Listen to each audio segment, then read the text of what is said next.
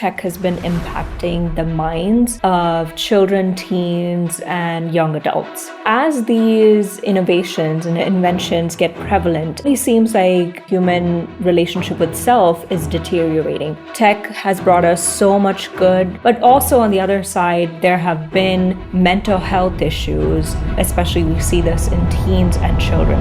Hello, everyone, and welcome to episode 2 of the Courage to Identify podcast with me, your host, Sharon Angel.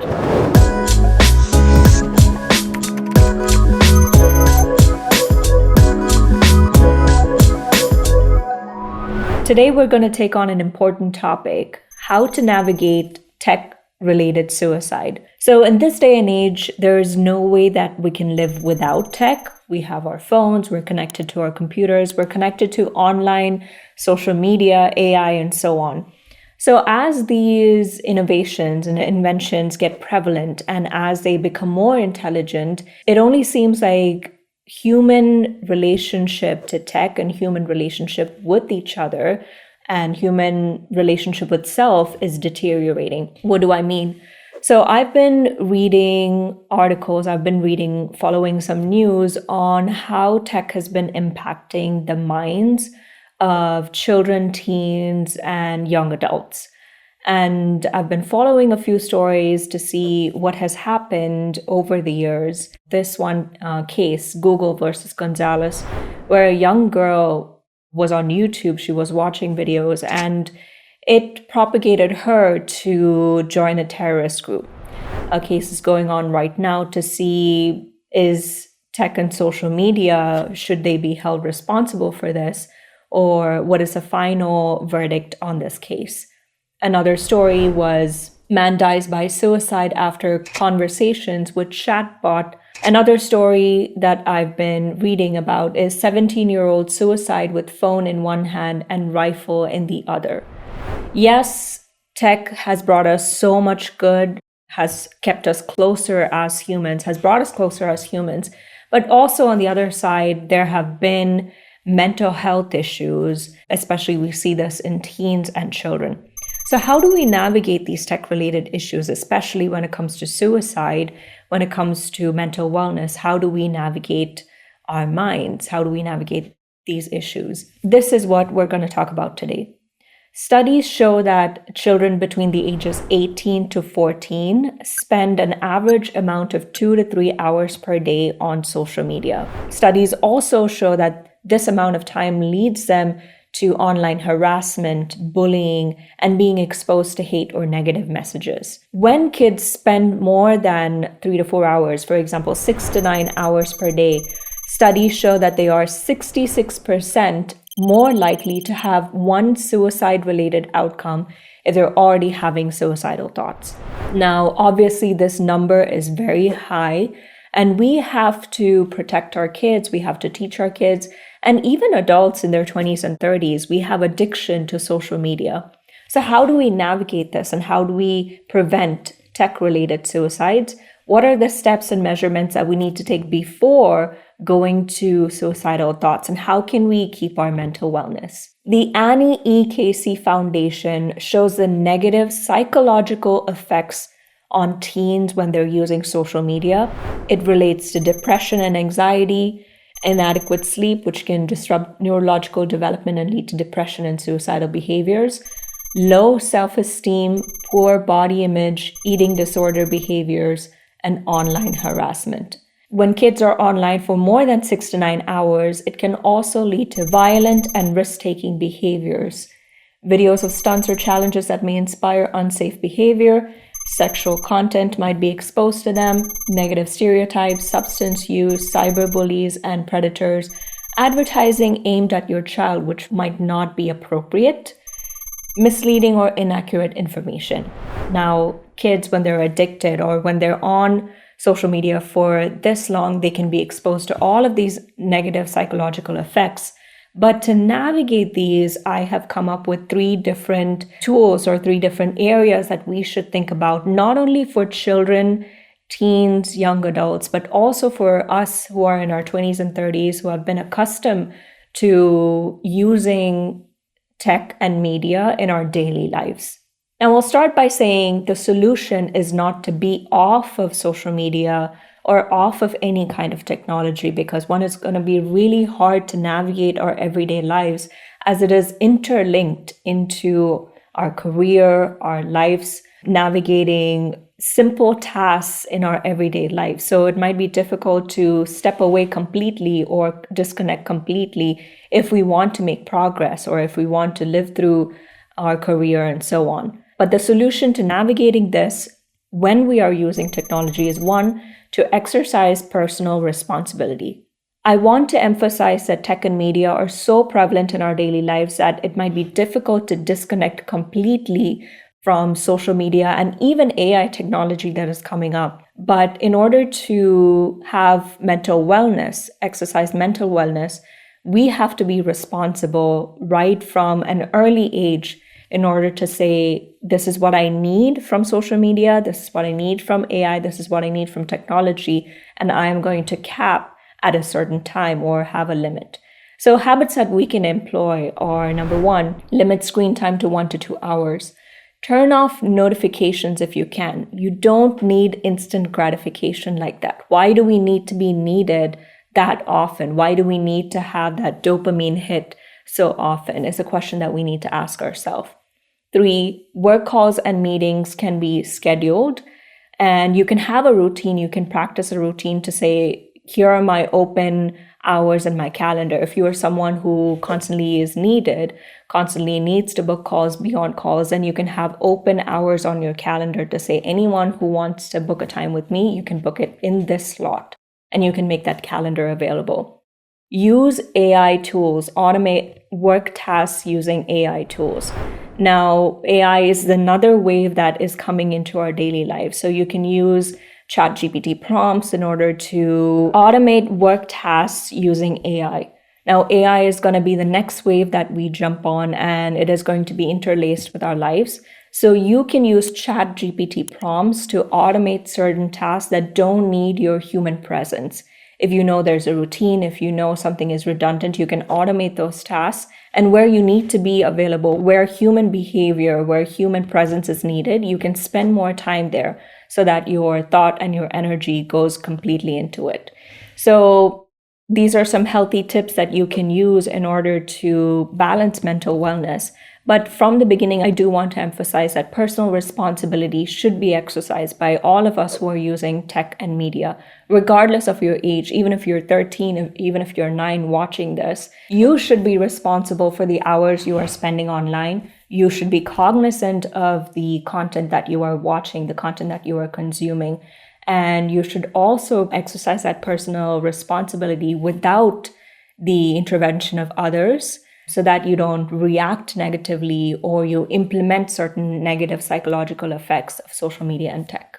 The second solution that I want to bring about is finding a balance. Now, we cannot get rid of social media. We cannot get rid of AI, which is the next wave. We have to implement that into our daily lives because many organizations, businesses, and institutions have already interlace that into their programs, into their everyday working. But we have to be able to trust but verify the facts that are online so that we're not taking in negative information and we are not reacting to a certain negative thought or an opinion that is put online. So for example, studies show that Gen Z consumes its news from social media. Now, this is very dangerous and very risky because social media platforms only have a certain time limit in order to be able to share the news.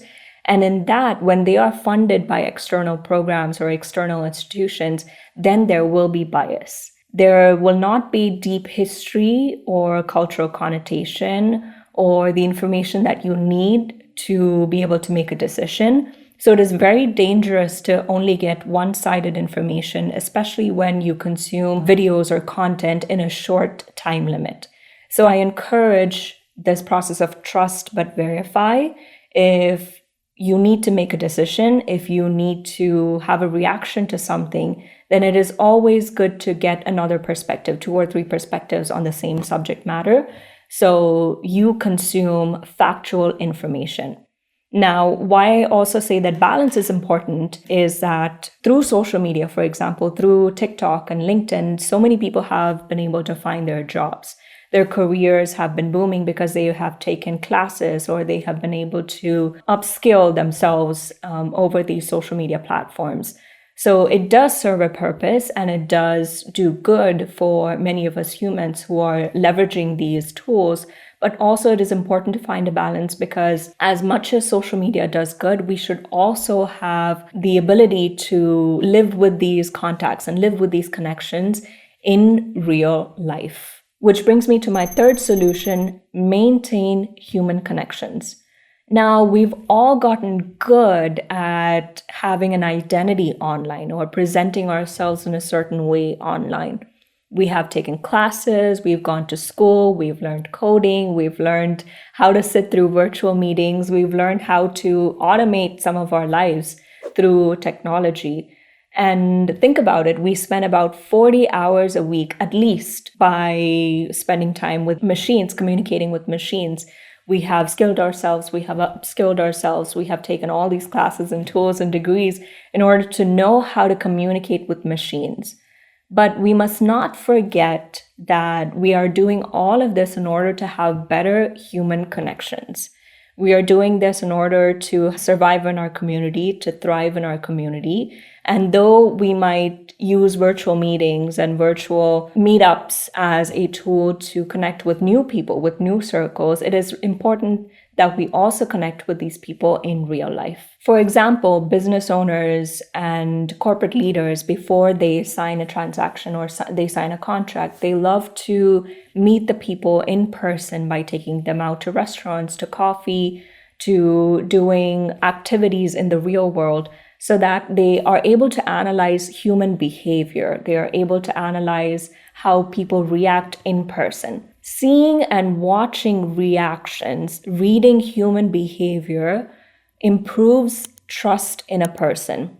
And when this trust in a person is improved, that's when you start building business relationships, friendships, real life relationships, connections in your own community. Because there are certain human behaviors that you cannot see or read virtually. There are certain reactions that you have to see in person in order to know a person fully. So I want to encourage you, as you navigate tech and social media, make sure you have those human connections or whatever online connections you have. Make sure you have human interactions with them and read their human behavior before you trust or before you choose to trust someone or something on the internet. So when it comes to identity online and offline, I want to pose this question to you or help you ask this question when you are thinking about your identity online and offline. Who are you in the real world? Who are you in the virtual world?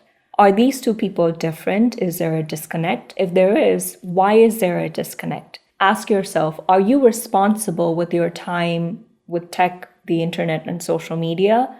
Do you practice self-control to say, I've consumed what I need to consume. This is enough. I am going to move on to my other things in life. And also ask yourself, how balanced are you with connections in the virtual world and also in the real world?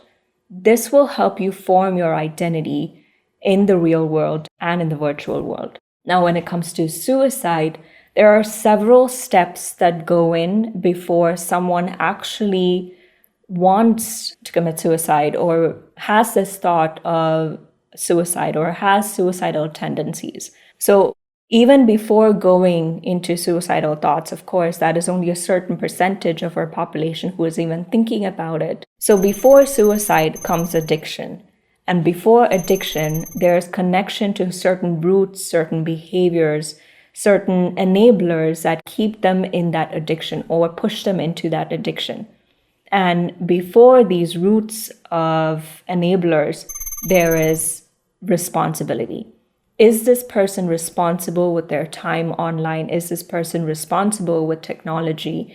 Are they practicing safe limits? Are they practicing safe behaviors online? Of course, suicidal thoughts, we don't want anyone to be in that space. But before that, they have to realize that there is addiction, which leads them to suicide. these roots and enablers that leads them to the addiction, and lack of boundaries that does not help them practice personal responsibility to be able to then drastically lead into suicidal tendencies. If you know someone who's going through this, then do please help them and keep them accountable with their time online. And you can constantly talk to them, check them, in order to help them with these thoughts. But it is very good to actually refer them to a licensed professional so they know what they're exactly dealing with, and the person you are helping or trying to help can get the assistance that they need. But in general, to everyone who is suffering with mental illnesses or who think that they have an addiction or want to get out of this, then try to ask yourself, who are you online? What does your search history say about you? What is your identity online? And if you have some kind of tug in your heart or in your mind to say, I need to practice responsibility, I need to practice boundaries, I need to have personal accountability with my time online, then go ahead and do that as well. To all of you watching who might have suicidal tendencies, who might have suicidal thoughts, I encourage you to take a deep breath and calm yourself and find peace in your life. Suicide is not the answer. Suicide will not stop the thoughts in your head, will not stop the pain and the suffering that you're going through. It will only lead you to lose at life. And life is a gift. You don't want to lose against death. You want to live life and win at life. Take small steps every hour, every minute, every day in order to battle these thoughts. If you need help and you need to talk to someone about suicidal thoughts, please contact 988, which is the national hotline. And in your state, in your locality, if you have any resources, if you need resources, please look them up and reach out for help. You are not alone. You can win past this as well. This is the Courage to Identify podcast with Sharon Angel. If you need to reach me, you can look up SharonAngel.com and follow me on all my socials. I will come to you again with another episode. Until then, thank you for watching. Talk to you soon.